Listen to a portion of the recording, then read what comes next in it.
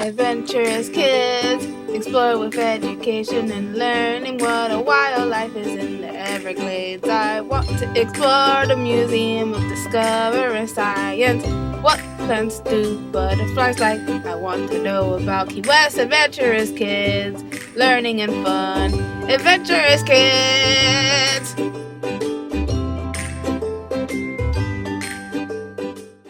Today I'm going to tell you about Trans-Saharan Trade. Africa is a very large continent full of resources. Being such a large continent with very diverse landscapes ecology, people needed goods and crops from elsewhere. Kings and queens also sought out luxury goods from elsewhere. People in different parts of Africa needed to trade with each other. Transport goods from outside and within other parts of Africa, trade routes developed. The main trade route across Africa was the Trans-Saharan Trade Route. Now it is called the Trans-Saharan Highway.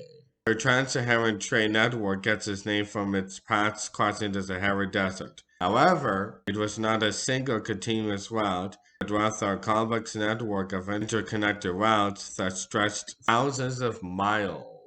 These routes went north to south and from east to west. Along the northern part of Africa, there were port cities that received goods from faraway parts of the world. While trade across the Sahara existed before recorded history, big trade on the routes was between the 8th and 17th centuries. The Sahara is the largest desert in the world. It is 3.5 million square miles of sand-washed mountains and plateaus stretching from the Nile River to the Atlantic Ocean. The whole of the United States would fit inside it. The earliest trade started with the exchange of gold in West Africa for salt from North Africa. Gold was mined in West Africa and was highly valued across the world. Salt was a vital commodity that was used for preserving food. In addition to gold and salt, a wide range of goods were transported along these trade routes. This included ivory, spices, textiles, weapons, and enslaved people. Traders moved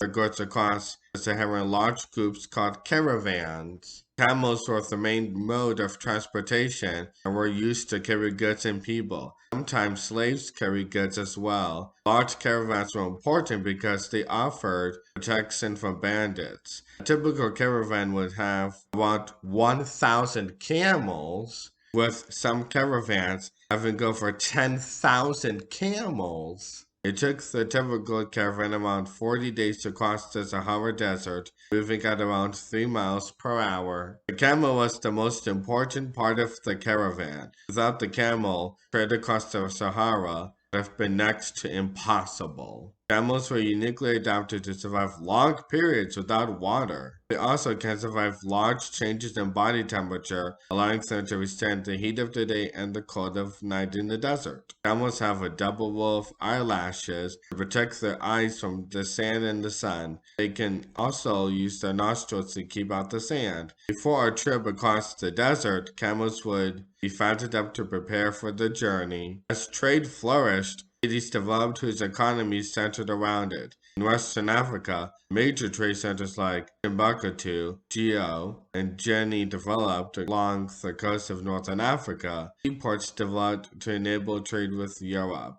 such as Cairo and Tunis. The trade route also facilitated the spread of Islam in West Africa, which had a significant impact on the region's religious and cultural practices. Thank you for watching this Adventurous Kids episode.